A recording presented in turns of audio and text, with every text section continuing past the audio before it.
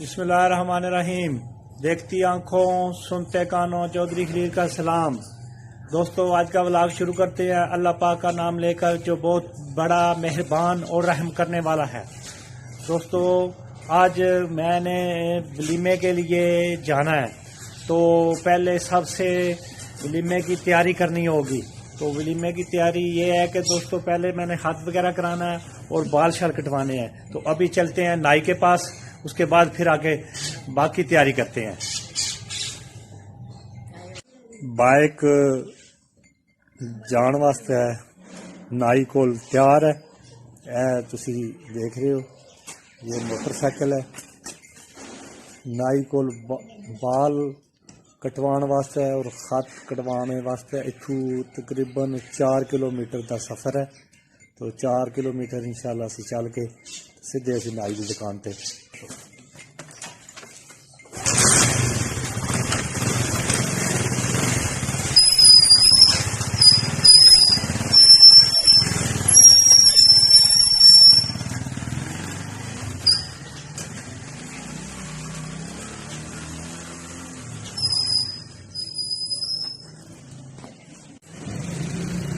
ये नाई की दुकान पे मैं पहुंचा हूँ।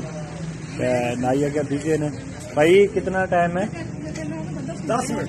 10 मिनट? अच्छा, ठीक है यार, थोड़ा जल्दी कर रहे हैं। मैं ज़रा की ना टाइम नहीं, सुबह थोड़ी इसे कर पाई रहा है। छोटा सा एक खोखा जहा बनाया है।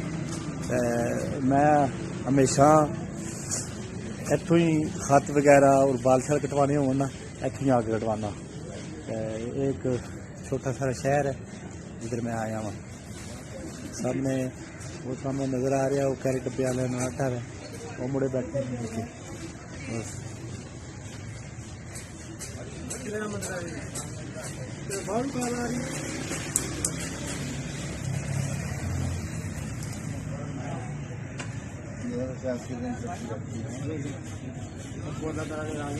बंदा सामने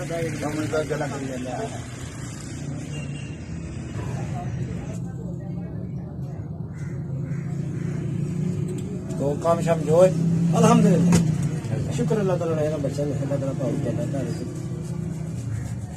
उसने आसरे का में थोड़ी रात देना दी जाएगा, एक रात देना ऐसे नहीं दूसरी खाने में बिल्कुल। तो जब तक जिंदगी है तब तक उसे देना। अल्लाह पाक जी सब की बरकत दे, अल्लाह ताला सब की दे।